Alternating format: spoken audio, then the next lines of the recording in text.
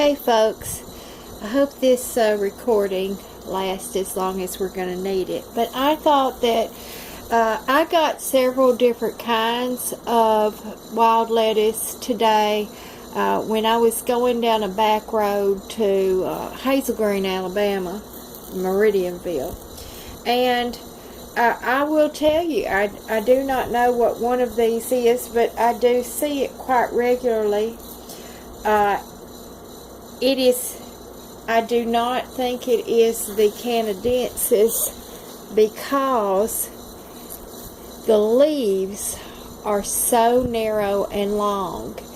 In some of these publications that I am looking through now online and through what my ag officer has sent me, I am seeing there are several varieties that have narrow leaves, like very narrow leaves. There's even one that's like it's a grass looking, like the leaves look like grass coming off. But the thing that is still the common thread on these plants is how it connects to the stem right there. When you pull it, look at that sap flowing right there. Also, if you want to test your plant, this should be an opaque liquid, meaning it should be solid.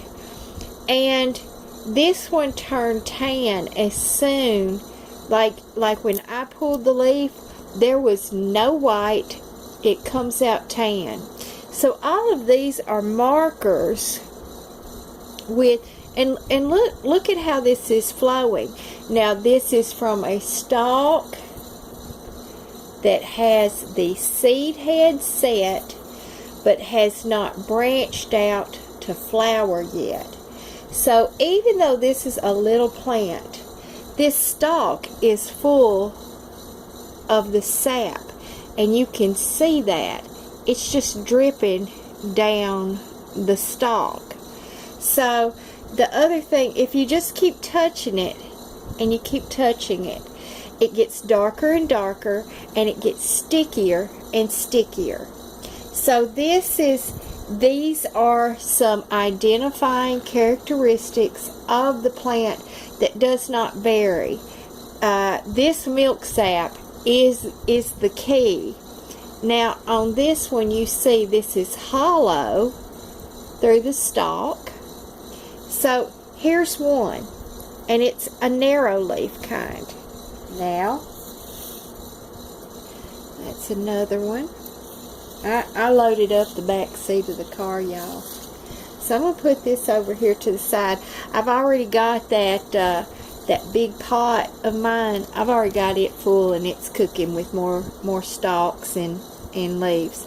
Now let's look at this one. Okay, you see it's thick. These leaves are very close together. They're larger. The stalk is larger. So here's another variety. I am not sure what this is. This may be the Barossa. Now this is one of the species that I have in my yard that David took the pictures of and sent off. But you see that outline, and he pointed out that there will be several different kinds of leaves on the same plant. And this is where it is in the plant. Now, let me scoot this back a little. So you see, there are these different kinds of leaves on the plant. Just one single plant. And one of the things that I've noticed, now see this one did not have different kinds of leaves. This fine one, they are all the same. They are all the same kind of leaf. But a plant can have different kinds on it. Now, this one is about to set a seed head. There it is. And y'all, these are real tasty, by the way. I like them. To me, it's broccoli. It's like broccoli. It's not even as yucky as broccoli is. So, as we're pulling these leaves, and this is what I do. I just stand at the sink, and I pull whole handfuls of them. And then I take the whole handful, I rinse them under the water, and I put them on a towel to dry. Then I take the whole thing into the bedroom. Now, again, you see this sap is just oozing. This is what we've got to look for. Now, that's not the only thing, because as we have learned, sow thistle has that, milkweed has that. There are a variety of plants that actually have the milk sap. So we've got to figure out, and like I said, I'm poring over literature, and I'm hoping that tomorrow I don't have to work and I don't have anything scheduled, so I may bring you a couple of different videos as I'm reading through. One of the things I'm finding out is that some of these are both male and female, and some of them aren't, but they're all still lactucas. Now I wanted to show you as well, where I pull those leaves is where another little stalk is getting ready to come out. Now that is, again, something that I've seen on all the plants. And this stuff is just so, when the sap is flowing like that, it is so messy. But you see that little node right there? It's going to be a new little plant that comes out. That is a characteristic of the plant as well. But then again, several others have those same characteristics. My advice is going to be to just pore over pictures. Now, when I first started this little trip into the wild lettuce world, I worked on second shift, and I did not have a lot of things to do like I do now on first shift. And I did just pore over pictures on my phone, and I read articles, and I have done that. One of the subscribers sent me a picture today. She is in Florida, or they are in Florida. Now, it is called the American burnweed. It looks identical to the wild lettuce, the stalk, the leaves, the flower head. But the difference is, when you get up on the stalk, it is covered in fine hairs all over the stalk, the stems. That is an identifying characteristic of that plant. Now, let me set these. Oh, I'm going to make a sticky mess. Okay. Now, to me, these leaves are even different from those leaves that I just pulled off. Where does it end, y'all? I'm going to tell you, I feel for everybody out there. Now, I'm kind of getting to the point where I'm intuitive about wild lettuce. If I see it in person, I'm kind of intuitive about it. But when I was first looking at pictures online, I was like, what on earth? There's so many variations. Now, this plant has almost the same leaves all the way up. And there's its little seed head right there starting to form. I did get two plants that had seed heads already up and open, and I have put them in a brown paper bag.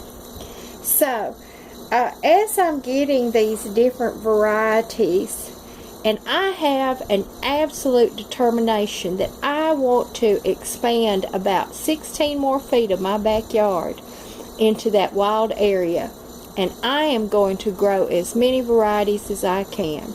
So, and then we're going to keep learning, because I really want to write a book. And you can kind of see where that resin stuff is on my fingers. My fingertips were brown this morning when I went into work. I had to scrub them real good. But we're going to learn this stuff together. I really do want to write a book. But what I want to do is I want to write a book that's for lay people. No words like sesquiterpenes. No poly-moly saccharide blah blah blah blah blah. I don't want any of that isotomer blah blah blah stuff. I want to write a book that has pictures of the plants, good pictures of the plants. I want to write a book that says, here's what seeds look like, and here's what you have to do. Here's what small plants look like, and here's what you have to do. Here are some of the chemicals that are in the plant, and here's how it helps you. And it'll be a small book. I'm determined it's going to be 100 pages, give or take a few. That it's going to have about 8 chapters, very short, mostly pictures that show these plants. Everything that I've seen just about are still hand-drawn illustrations. What's up with that, y'all? This is 2019. We should have been in flying cars already. Y'all read the books back in the 70s and 80s. We should have had flying cars by now. I'm highly disappointed. Or flying dragons, something. You know what? Genetic modification and gene splicing shouldn't be with dinosaurs. We need dragons. Okay, anyway, back to this. I've been in a fairly good mood, even though I've had a rough day, so. But I want to write a book, and I've already started a few things on it, the layout, and how I want to get it going. But, again, I want y'all to know, when y'all are struggling with this, I've struggled too. Many people, even professionals, struggle with this. This plant is a highly valuable plant, for one thing. This plant can change a person's life right here. It's not addictive, no opiates, not illegal, and can relieve pain, and among about 50 or 60 other things that it does. So I wanted to give y'all hope to keep learning. Some of you have only been doing this a couple months. I've only been doing it 2 years. Imagine where we're going to be down the road in another 2 years. Y'all, we're going to get this. And I want to share it with you. So tomorrow I plan on doing some chemistry and some biology videos where I'm just going to read you some snippets and show you some things that I am learning so that we can learn it together. I know it's still hard for those of you who do not have access to the plants. I am trying to gather as many leaves as I can. I think the key for us is going to be me drying leaves and making concentrates, and I want to make that available, plus seeds when I get seeds. But we need to start a network. All of y'all that are finding these plants, scoop them up, save those seed, bend the seed head over and let them fall on the ground. To me, it seems like that's going to be the only way, because my seeds didn't sprout either, y'all. I'm hoping that it's part of this chain reaction in this life cycle of the plant, that maybe a bunch of them will come out next year. That's what I've read in some sources. So don't get discouraged. Keep trying. And I'm not playing. Get as many of these plants as you can. Hoard them. Keep them. Treat them like it's gold. Dry these leaves, make your concentrates, and heal yourselves. And so until my next videos, God bless you all. And there's so many comments that I'm getting through email and on my threads, and I'm putting together a piece where I can address several of those all at one time, because y'all have excellent insight, you have excellent points, you have seen some things that you can comment on. I need y'all to keep helping me, and I'm going to keep helping y'all. So until my next video, God bless you all, and good night.